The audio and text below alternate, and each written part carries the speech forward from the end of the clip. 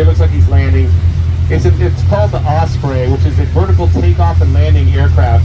So it takes off like a helicopter, but then its engines rotate forward when it flies just like a plane. And I was hoping that he would fly over here for us, but he landed right behind the tower. So if you're looking at these square concrete structures that are right in front of us here, you might be wondering what those are. Well, these are the old Navy piers. So back in the day, all the Navy ships used to be stored in this portion of San Diego Bay right here. But after the events of Pearl, there's been quite a few firsts here at North Island. In 1914, then unknown aircraft builder Glenn Martin demonstrated the first flight that they had a parachute jump out of a military plane. And that was performed by a woman named Tiny Broderick. And actually that the first cross-country flight in a seaplane. That was in 1937, and it took 17 hours for that plane to fly from here to New York Harbor.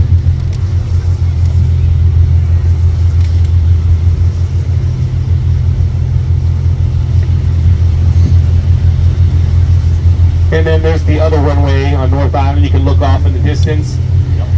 And when the jets take off from there, they just shoot off right over the top of right over the Pacific Ocean, right past the tip of Point Loma. And then here we have a bunch of our Navy Seahawk helicopters. So they're very similar in design to the Army Black Hawk helicopters or the Coast Guard Jayhawk helicopters, with a few notable differences. The main one with these Seahawks is that their tail rotor section actually collapses down, which allows for easier transport on our military ships. One point, but there's a big nuh-uh-uh, and now they're historical landmarks here in San Diego.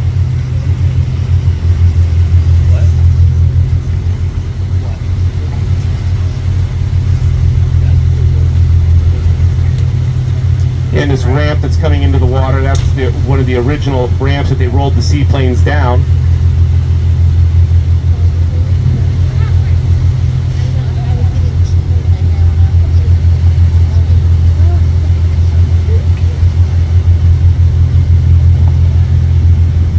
Point, as it's the only vantage point you can get this incredible view of our downtown skyline.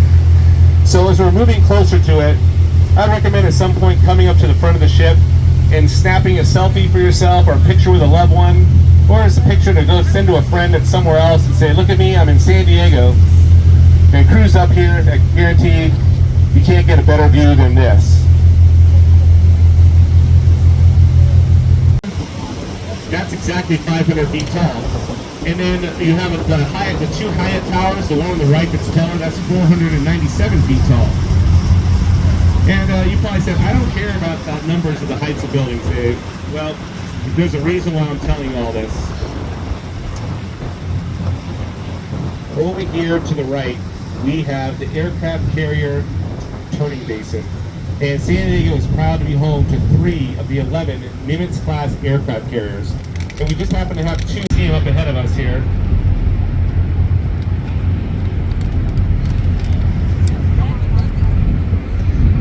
There's 82 vertical guided missile launching tubes on that Arleigh Burke-class guided missile destroyer, and he's dead ahead, number 54. And if you might notice there's a gold anchor on the front of it. They don't just paint them gold to the front of it. That means over 50% of their crew re-enlisted, and that's why they get the gold anchor honor. All right, so I mentioned the buildings, or no buildings over 500 feet tall. Well, this is the USS Carl Vinson right here. This aircraft carrier is 1,092 feet in length. So, if you took this aircraft carrier and put it on its tail end next to the tallest building you see downtown, it would be over twice as tall as any building downtown. You got some guys up there waving at you next to the FA-18 up there on the flight deck. Yeah. This thing weighs 101,000 tons. It's 20 stories tall, and that's the reason we keep these aircraft carriers here and not with the rest of our naval ships down there under the bridge, because it's actually too tall to fit underneath the bridge. So we want to take 2 of those planes up to the flight deck. There's 4 steam catapults on here that launch aircraft from 0 to 160 miles an hour in only 2 seconds. And then there's that destroyer coming past on our left, guys. If you want to get a nice close look at the destroyer.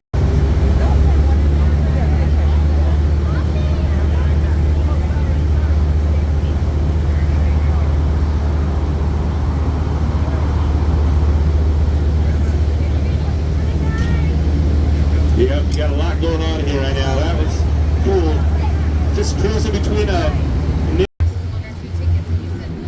and then this ship over here, the gray one that has a weird conical tower, that's called an LPD. It's a landing platform dock ship. So they can take hovercraft, helicopters, all sorts of things, and the whole stern of that ship also can fill with ballast, so it drops into the water, and this hovercraft can go straight into the boat, right into the back. And then the last ship over there in the basin, that ship that has all the weird towers on it, cranes I'll call them, but they're not cranes. This is called an oiler. So what that ship does is it can go out to sea and while underway, refuel 2 Navy vessels on either side of it simultaneously.